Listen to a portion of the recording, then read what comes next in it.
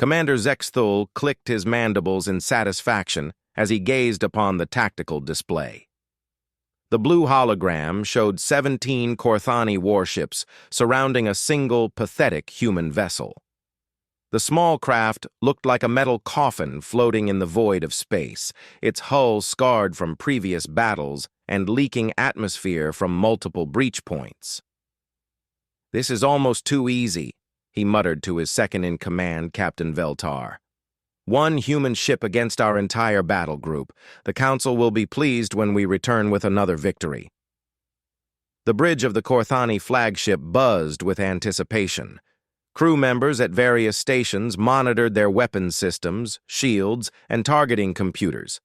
Everything was ready for what should be a quick and decisive engagement.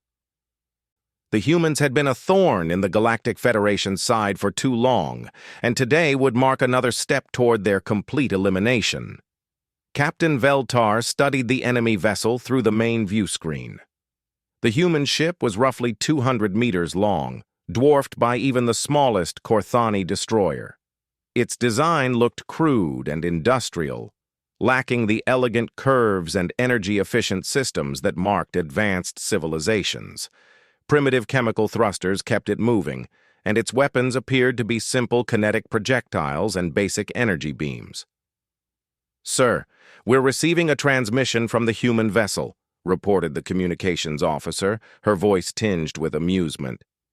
"Put it through," Zexthul ordered, curious to hear what desperate plea the humans might offer.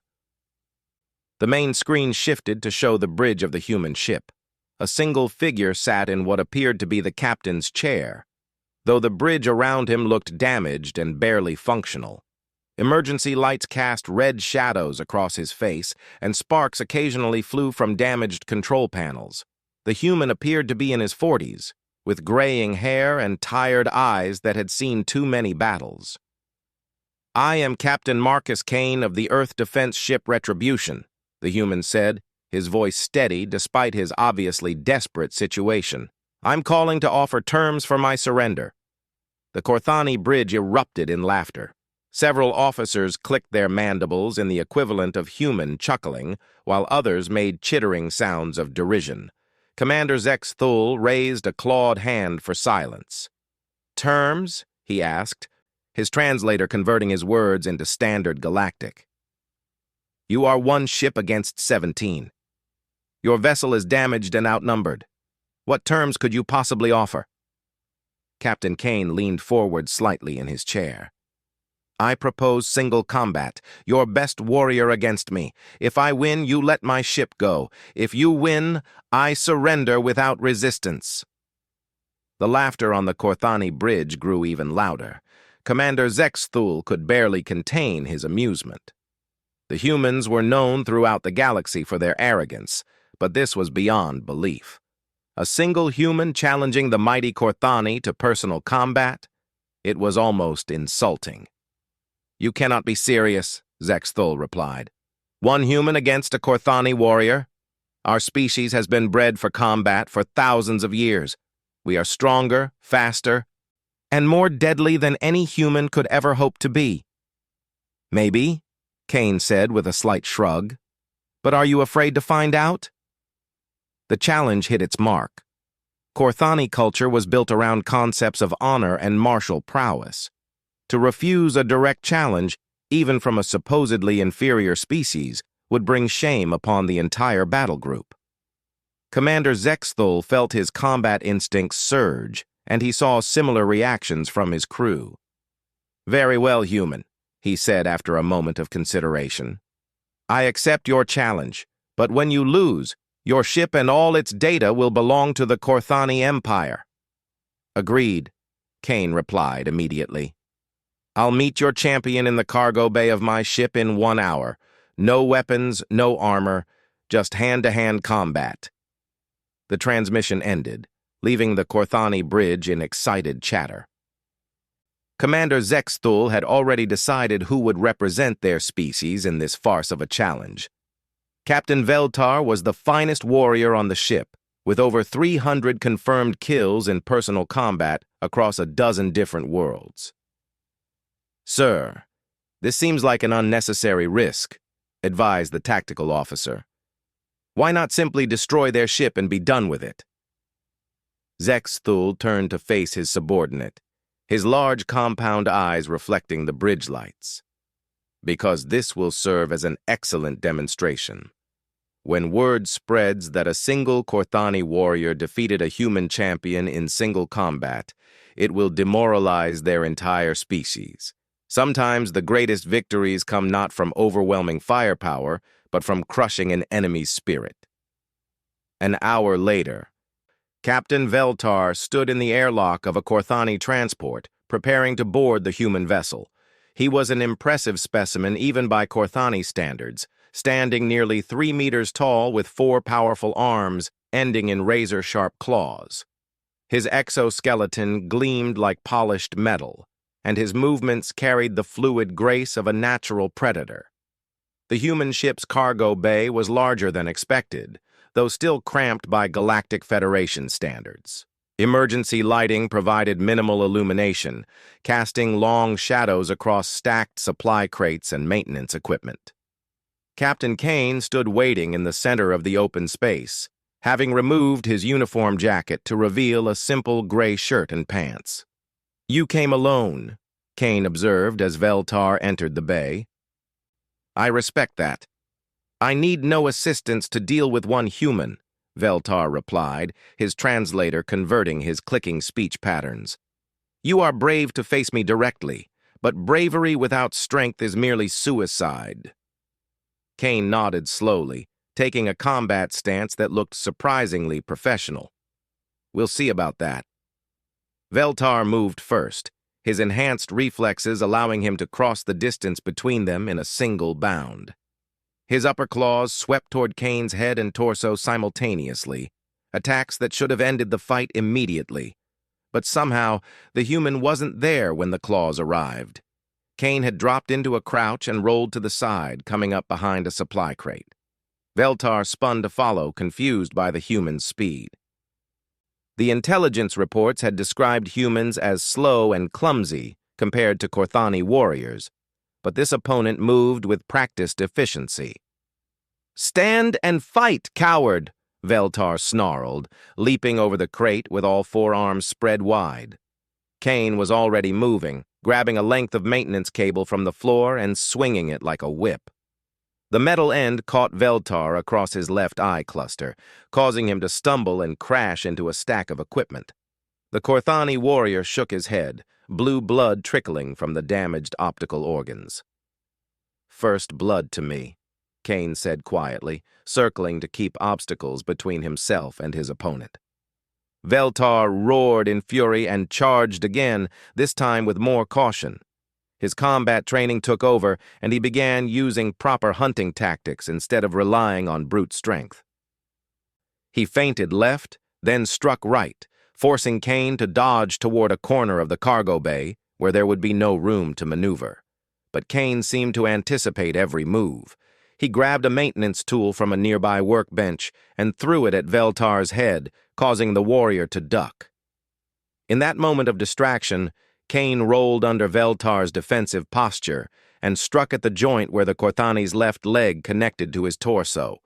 The impact wasn't enough to cause serious damage, but it disrupted Veltar's balance. He stumbled forward, and Kane was there with an elbow strike to the base of his skull. The human's knowledge of Korthani anatomy was surprisingly accurate, targeting the nerve cluster that controlled balance and coordination. Veltar crashed to the deck, his movements becoming sluggish and uncoordinated. He tried to rise, but Kane was already moving again. The human grabbed a heavy wrench from the scattered tools and brought it down on Veltar's right primary arm. The sound of cracking exoskeleton echoed through the cargo bay. "Impossible!" Veltar gasped, his translator struggling to process his clicking speech. "You're just a human. We are the superior species. We are stronger." Kane knelt beside the fallen warrior, his breathing heavy but controlled. "Strength isn't everything in a fight. You made the same mistake your commander made. You underestimated what humans are capable of." With precise movements, Kane struck several more nerve clusters along Veltar's spine, effectively paralyzing the Korthani warrior without causing permanent damage. It was a technique that required intimate knowledge of alien physiology, the kind of information that took years of study and combat experience to acquire. "How?" Veltar managed to whisper.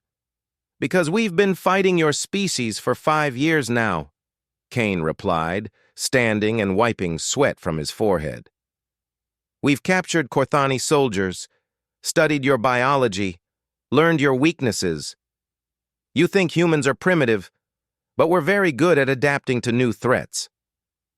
The cargo bay fell silent except for the hum of life support systems and Veltar's labored breathing. Kane activated his communicator, opening a channel to the Korthani flagship. "This is Captain Kane. Your champion has been defeated. According to our agreement, you'll allow my ship to depart unmolested." Commander Zexthul's voice came through the speakers, filled with disbelief and barely controlled rage. "This is impossible. Veltar is our finest warrior. No human could defeat him in single combat." "Come see for yourself," Kane offered. "But our deal stands. I won the challenge, so I go free." There was a long pause before Zexthul responded. "Very well. We will honor our agreement. But this changes nothing, human.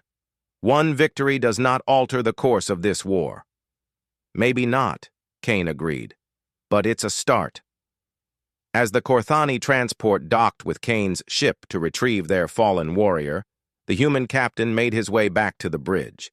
His crew, which had been hiding in secured compartments during the fight, began emerging to resume their duties.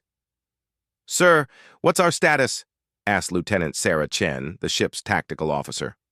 "We're free to go," Kane replied, settling into his command chair. "For now." "How did you know you could beat him?" asked Chief Engineer Rodriguez, who had been monitoring the fight through internal sensors. Kane was quiet for a moment, watching the Korthani ships on the main view screen. They maintained their positions around the Retribution, but their weapon systems were powering down in accordance with the agreement. "I didn't know," he finally admitted. "But I knew something they didn't. I knew that humans have been studying them since this war began. Every captured Korthani, every recovered piece of equipment, every engagement has taught us more about how they think and fight." He leaned forward, his eyes focused on the enemy fleet. "They see us as primitive because our technology isn't as advanced as theirs. But they've made the mistake of thinking that technology is the only thing that matters in war. They've forgotten that the most dangerous weapon in any conflict is knowledge." The Korthani transport finished docking procedures and began transferring Captain Veltar to their medical facilities. Kane watched the process with professional interest, noting the efficiency of their procedures and the positioning of their ships. "Lieutenant Chen, are you recording all of this?" he asked. "Yes, sir. Every detail of their fleet formation, communication protocols, and tactical responses." "Good. Intelligence Command will want to analyze everything we've observed here today."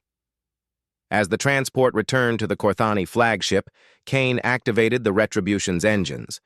The ship's damaged systems protested, but they had enough power to break orbit and begin heading toward the edge of the system. "Sir, they're not pursuing," reported the navigation officer. "They gave their word," Kane replied. "The Korthani may be our enemies, but they have a strict honor code. They'll let us go, just as they agreed." The bridge crew exchanged glances.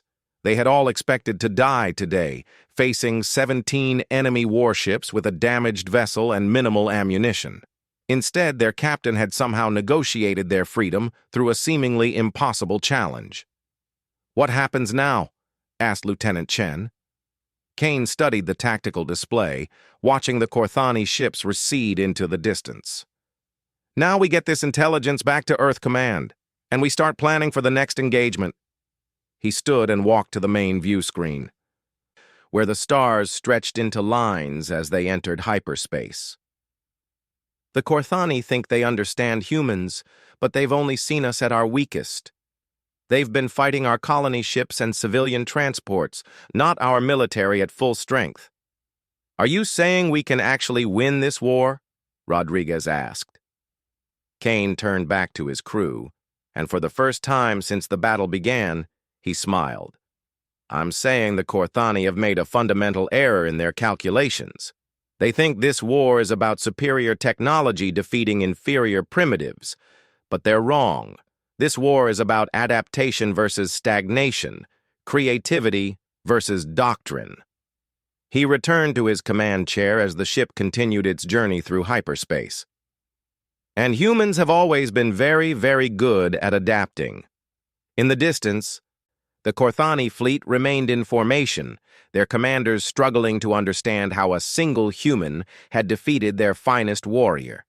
It was a question that would plague them for weeks to come, and one that would ultimately lead to far more serious miscalculations. Commander Zexthul stood in his medical bay, looking down at the unconscious form of Captain Veltar. The medical officers had confirmed that the human had used precise strikes to disable specific nerve clusters, demonstrating knowledge of Korthani physiology that should have been impossible for a primitive species to possess. How did they learn so much about us? He wondered aloud. His medical chief, Dr. Krental, looked up from her diagnostic equipment. The strike patterns suggest extensive study of our anatomical structure. This was not luck or accident. Commander, the human knew exactly where to attack for maximum effect with minimum permanent damage. But how? We have encountered human forces dozens of times, and they have never demonstrated this level of tactical knowledge. Perhaps, Dr. Krental suggested carefully, we have underestimated their capacity for learning. The words hung in the medical bay like an unspoken threat.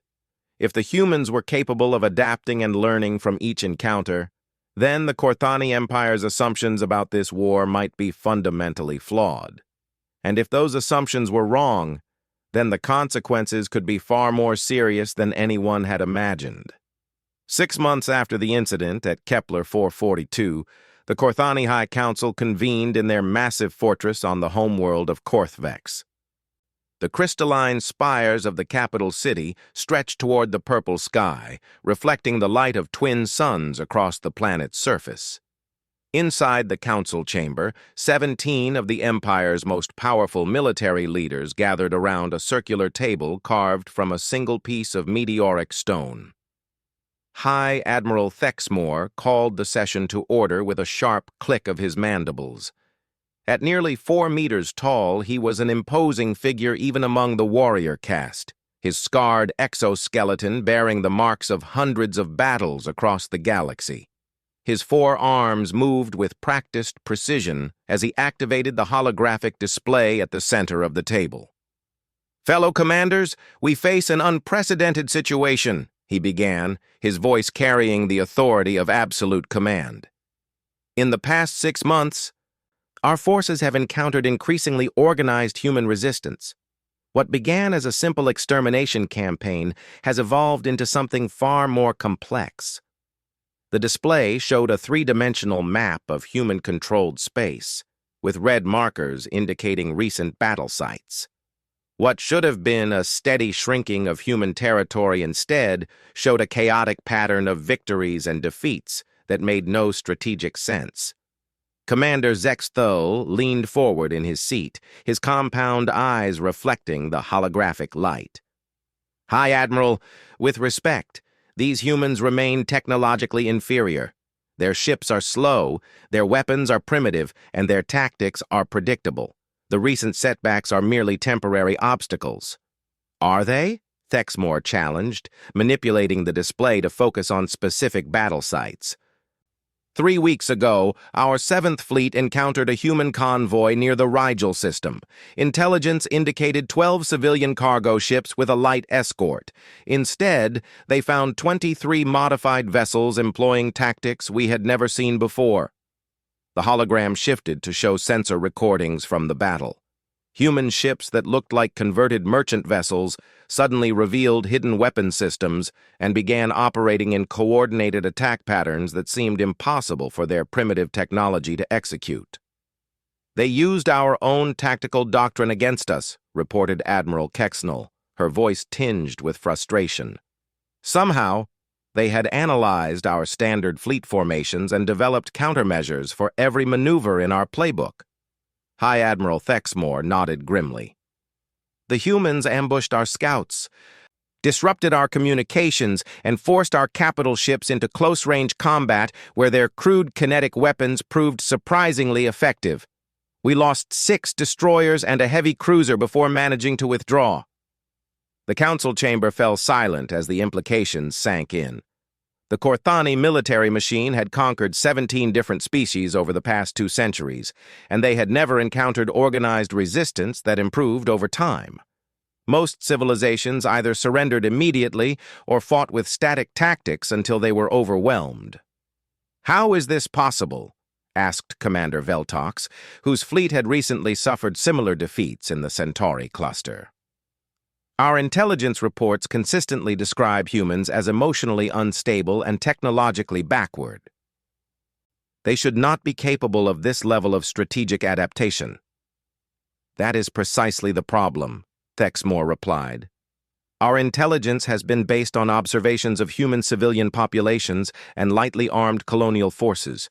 We have never faced their primary military formations in sustained combat."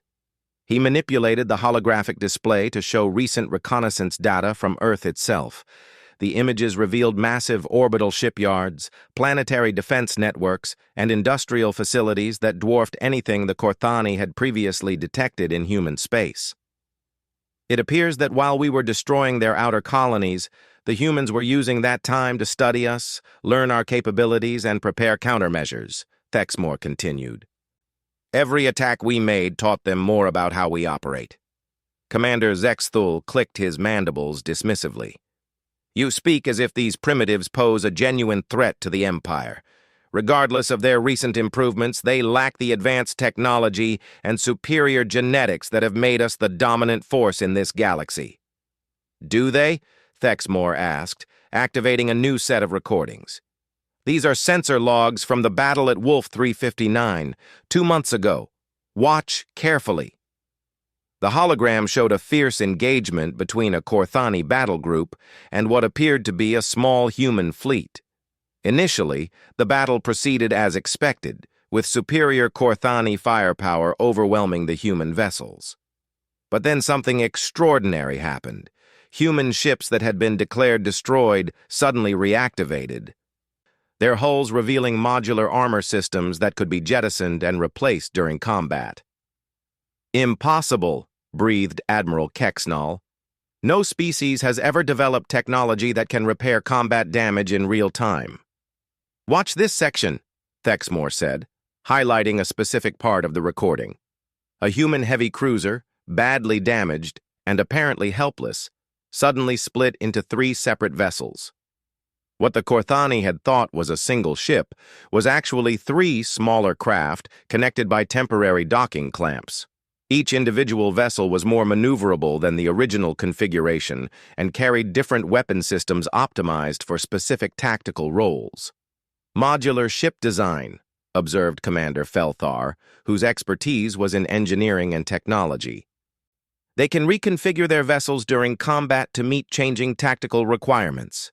This is beyond anything in our current capabilities." The recordings continued, showing human tactics that defied conventional military doctrine. Ships that sacrificed themselves to provide cover for others, but not before transmitting complete tactical data to their surviving allies. Vessels that deliberately exposed themselves to enemy fire while secretly deploying clouds of microscopic sensors that would track Korthani movements for weeks afterward. "They fight like a single organism," noted Admiral Vextall, whose fleet had encountered these tactics in the Tau Ceti system. "Each ship seems to know what every other ship is doing, even when their communications are being jammed." High Admiral Thexmore nodded gravely. "Our xenobiologists have studied the available data, and they believe this is related to human social structure. Unlike our rigid caste system, humans appear to value individual initiative while maintaining group cooperation." This allows them to adapt rapidly to changing circumstances. The chamber erupted in discussion as the implications became clear. The Korthani Empire's military success was built on superior technology and rigid tactical doctrine that had proven effective against every previous opponent. But humans seemed to thrive in chaotic situations where conventional tactics broke down. "What about their industrial capacity?" asked Commander Zexthul. "Surely they cannot match our production capabilities." Thexmore activated another series of displays showing intelligence reports from deep space reconnaissance missions. The images revealed human manufacturing facilities that operated on principles completely different from Korthani technology. "They use what they call distributed manufacturing," he explained. "Instead of building massive centralized factories like we do, they have thousands of smaller production facilities spread across hundreds of worlds. Each facility can produce different components, and they use rapid transport networks to assemble finished products where needed." The holographic display showed the scope of human industrial activity, with cargo ships moving constantly between systems in patterns that seemed random but somehow achieved maximum efficiency. Raw materials from asteroid mines were processed at various intermediate stations before being assembled into finished goods at strategically located assembly points. "This makes their industrial base nearly impossible to destroy," Admiral Kexenel realized. "Even if we eliminate major population centers, their manufacturing capability remains distributed across too many targets to eliminate effectively." "Correct," Thexmore confirmed, "and they appear to be using captured Korthani technology to improve their own systems. Every ship we lose provides them with new capabilities to study and potentially reproduce." The discussion turned to specific battle reports, each one revealing new aspects of human tactical innovation. They had learned to use asteroid fields as manufacturing bases, turning space rocks into kinetic projectiles with devastating effect. They employed civilian vessels as intelligence gatherers, using modified cargo ships to track Korthani fleet movements across multiple star systems. Most disturbing of all, they had begun targeting Korthani supply lines with precision that suggested intimate knowledge of Empire logistics. Fuel depots, ammunition stores, and communication relays were being destroyed by small human forces that seemed to appear from nowhere and disappear just as quickly. "They are fighting asymmetrically," observed Commander Felthar. "Instead of trying to match our fleet strength directly, they attack our weakest points while avoiding our strongest capabilities. And they learn from every engagement," added Admiral Vextall. "Tactics that work against them once are rarely effective a second time. They adapt their countermeasures faster than we can develop new approaches." High Admiral Thexmore stood and paced around the table, his massive form casting shadows across the chamber. "Fellow commanders, I believe we face a fundamental strategic problem. Our entire military doctrine is based on the assumption that technological superiority will guarantee victory. But humans appear to be closing that gap through rapid adaptation and unconventional tactics." The admission sent ripples of concern through the assembled commanders. For centuries, the Korthani Empire had expanded through overwhelming force applied according to proven military principles. The idea that a supposedly primitive species could neutralize those advantages was almost incomprehensible. "What do you propose?" asked Commander Zexthul, his earlier confidence noticeably diminished. "We need to change our approach," Thexmore replied. "Instead of treating this as a standard extermination campaign, we must acknowledge that we are fighting a peer opponent who happens to use different technology." He returned to his seat and activated a new set of tactical displays. "I am recommending that we commit additional resources to intelligence gathering. We need to understand how humans think, how they organize their society, and how they develop new technologies so quickly. That will require extensive reallocation of forces," warned Admiral Kexenel. "The Council of Nobles will not approve such expenditures without clear justification." Then we must provide that justification, Thexmore said firmly. Because if we continue to underestimate human capabilities, this war could last much longer than anticipated. As if to emphasize his point, an aide entered the chamber and handed him a data crystal containing the latest intelligence reports. Thexmore inserted it into the holographic display, and new information began appearing across the projector. "This arrived an hour ago," he announced. "Long-range reconnaissance has detected massive human fleet movements near the Vega system. They appear to be massing forces for a major offensive operation." The display showed sensor contacts representing hundreds of human vessels, far more than previous intelligence estimates had suggested possible. The ships were arranged in formations that looked chaotic to Corthani eyes, but somehow achieved mutual support and tactical flexibility. "How many ships?" asked Commander Veltox. "Over 800 confirmed contacts, with additional formations detected at extreme sensor range," Thexmore replied. "This represents the largest human fleet we have ever encountered." The chamber fell silent as the commanders studied the tactical implications. A force of that size could threaten multiple Corthani systems simultaneously, forcing them to spread their own fleets across a wider area. "Where did they get so many ships?" wondered Admiral Vextall. "Intelligence suggests they have been converting civilian vessels to military use," Thexmore explained. "Merchant ships, cargo haulers, even passenger liners are being modified with weapon systems and defensive armor. They lack the sophistication of our purpose-built warships, but their numbers compensate for individual capability." Commander Felthar studied the sensor data with growing unease. "Sir, some of these configurations suggest technologies we have not seen before. These ships are showing energy signatures that do not match known human capabilities." Thexmore nodded grimly. "Exactly. Which means they are still developing new weapons and defensive systems. We cannot assume that our current technological advantage will remain constant." The implications were staggering. If humans could continue improving their technology while maintaining their tactical flexibility, they might eventually pose a genuine threat to the Corthani Empire. And if that happened, the consequences would extend far beyond this single military campaign. "What are your orders, High Admiral?" asked Commander Zexthul. Thexmore stood again, his decision made. "We commit everything necessary to end this war quickly. Before the humans can develop additional capabilities, mobilize the 2nd, 4th, and 7th fleets for immediate deployment. I want our finest commanders and our most advanced vessels assigned to this campaign." The assembled officers began activating their personal communication devices, sending orders to their respective fleets.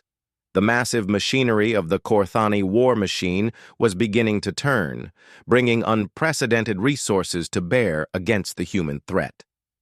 "And remember," Thexmore added as the session concluded, "we are no longer fighting primitive colonists with outdated technology. We are fighting an enemy who learns from every mistake we make. Do not give them any more opportunities to study our capabilities than absolutely necessary."